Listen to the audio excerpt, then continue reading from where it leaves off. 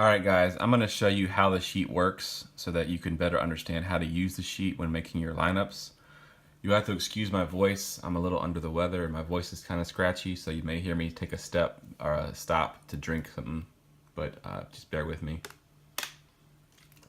Alright, so basically I've already sort of copied and pasted all the information. Basically, when I start, usually this spreadsheet's blank. You know, all the stuff's over here, but there's nothing as far as stats or anything in there. So I go through and copy and paste all the stats in here. The stuff that I put in there is a player's name, their position, their FanDuel salary, of course, their opponent, their usage rate, their pace, D versus P, which this is an average. This is the percentage over or under the league average. So a negative number is a bad matchup, a positive one is a good matchup. Their minutes over their last 5 games. This is their average minutes over the last 5 games. This is their average FanDuel score over their last 5 games. This is their season average FanDuel score here. This is the over-under, which right now is defaulted at 210, but we'll change that in a minute. This is the spread, which also is defaulted at 0, and we'll also change those in just a second. This is their salary. This is their value column. This is the one that you actually see on the final of the sheet. This is the one that has the highlighted values on the sheet. All right, so now we are in the algorithm part of the spreadsheet, and I'll kind of go through these real quick without getting too in depth. So salary, obviously, an average salary is 6,666, I believe is what the number is. So anything over that gets a detractor, anything under that gets a bonus, and the higher you're over that number or the farther you're lower than that number is how big the bonus is. And then it's weighted to everything else, you know, as far as importance. And then usage rate, of course, the higher the usage rate, the higher the bonus will be. You know, lower the usage rate, the lower the bonus will be. Pretty simple. Pace. So I went on NBA.com and I added up the pace of every team and then divided it by the number of teams to get an average pace, which ends up being 98.845, which I wrote up here in the column. And that's part of the algorithm. Anything over that number gets a bonus. Anything under that number gets a negative detractor. D versus P, same thing. A good matchup gets a bonus. A bad one gets a detractor, a negative number. C versus P is a metric that I created. It's cost versus production, which is basically your 5 times value. It's a little more exact than that.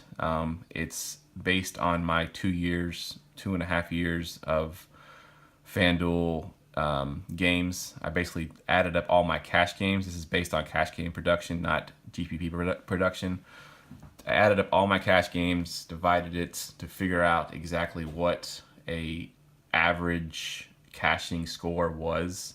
I believe I came up with like 280 and some change. That's your average cashing score. Of course, we know sometimes it's higher, sometimes it's lower, but the average is 280-ish. So this is based on that. FanDuel points is just raw FanDuel points. The higher you score over your last 5 games is where you get your bonuses here. Over-under, I haven't added anything in yet, so it's showing 0. Same with spread, it's also showing 0. So once I put the over and under in, it'll add all these columns up, which you'll see over here. Once I click on this, this is all the columns added together and then multiplied by 100. So these are all the bonuses and detractors added together, and that's where you get your final grade. The hot column basically is that C versus P, I'm sorry, CVP, this here. This is cost versus production. This is where you get your hot column. So a player that's averaging, I believe I set it at, let me see where I set it at.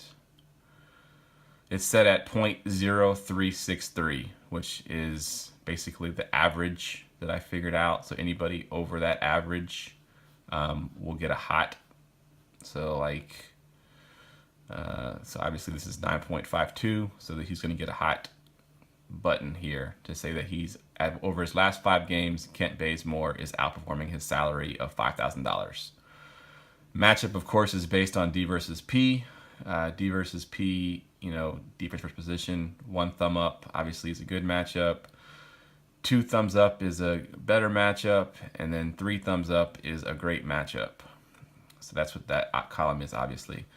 Now we're going to go in and just show you what I do with the Vegas lines and how I get that information with the over and under and the spreads. It's basically a page that you won't usually see. It's the reference page here. It basically has every team as an away team and every team as a home team. And basically what I do is I go over here. Let's just take the first line here. So Dennis Schroeder is playing at Houston. So I'm going to go to at Houston and oops, I passed it. So at Houston is right here. I'm going to make it a crazy over under. Let's just set it at 350, just something ridiculous so you can see how the numbers change.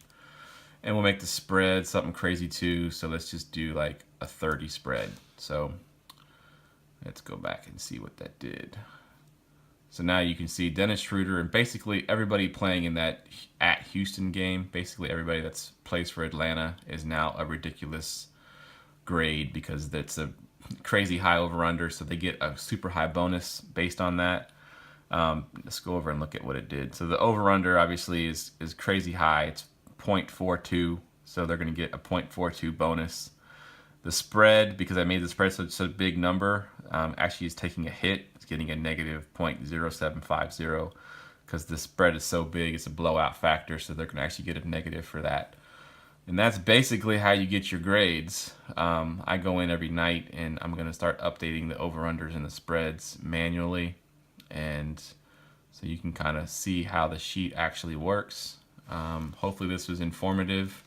It kind of takes every factor that we use in daily fantasy and sort of creates a grade. And that's it.